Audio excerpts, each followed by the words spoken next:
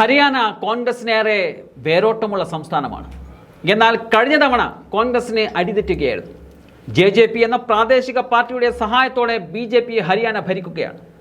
എന്നാൽ ഇപ്പോൾ ലോക്സഭാ തെരഞ്ഞെടുപ്പ് അടുത്തതോടെ ഇപ്പോൾ രാഷ്ട്രീയ കാറ്റ് കോൺഗ്രസിന് അനുകൂലമാവുകയാണ്. ഹരിയാനയിൽ അഴിമതിക്കെതിരെ പോരാട്ടം എന്നുള്ള പേരിൽ രാജ്യത്തെ 2 സംസ്ഥാനങ്ങളിൽ ഭരണം പിടിച്ച ആം ആദ്മി പാർട്ടി ഹരിയാന, ഗുജറാത്ത് തുടങ്ങിയ സംസ്ഥാനങ്ങളിലും തങ്ങളുടെ ശക്തി തെളിയിക്കാൻ ഇറങ്ങിയിരുന്നു.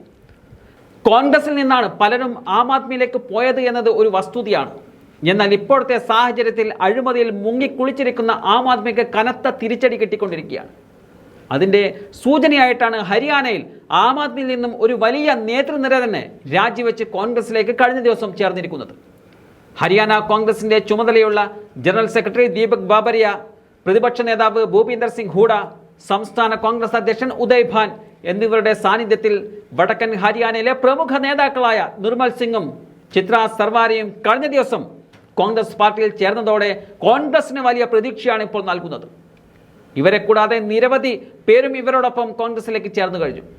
4 ജില്ലാ കൗൺസിലർമാർ, 2 മുൻ ജില്ലാ കൗൺസിലർമാർ, 1 ബ്ലോക്ക് കമ്മിറ്റി അംഗം, 19 സർപഞ്ച്, 103 മുൻ സർപഞ്ചുകൾ, 4 കോർപ്പറേറ്റീവ് സൊസൈറ്റി ചെയർമാൻമാർ, മാർക്കറ്റ് കമ്മിറ്റി ചെയർമാൻ, 12 മുൻ കോർപ്പറേഷൻ കൗൺസിലർമാർ എന്നിവർ ഉൾപ്പെടുന്ന ഒരു വലിയ നേതൃനിര തന്നെയാണ് കഴിഞ്ഞ ദിവസം കോൺഗ്രസിലേക്ക് കടന്നു വന്നിട്ടുള്ളത്. ആം ആദ്മി പാർട്ടിയുടെ 7 സംസ്ഥാന ഭാരവാഹികൾ, 7 ലോക്സഭാ മണ്ഡലം ഭാരവാഹികൾ തുടങ്ങി 256ഓളം നേതാക്കളും 1000-ലധികം വരുന്ന പ്രവർത്തകരും കോൺഗ്രസ് ചേർന്നതായിട്ടാണ് വിവരം.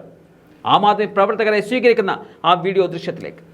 प्रदेश अध्यक्ष उदय भान जी हमारे बीच पहुंचे हैं, उनका भी हम यहां पर पहुंचने पर स्वागत व धन्यवाद करते हैं। आज चौधरी निर्मल सिंह जी जो हमेशा कहते हैं कि ये टीम उनकी आजमाई हुई है, आज एक इम्तिहान और इस ठंड में उन्होंने पास किया है। इतनी ठंड के बावजूद आप इतनी संख्या में यहाँ पहुंचे हैं, आपका चौधरी निर्मल सिंह जी की तरफ से और बहन चित्रा सरवारा जी की तरफ से बहुत बहुत धन्यवाद।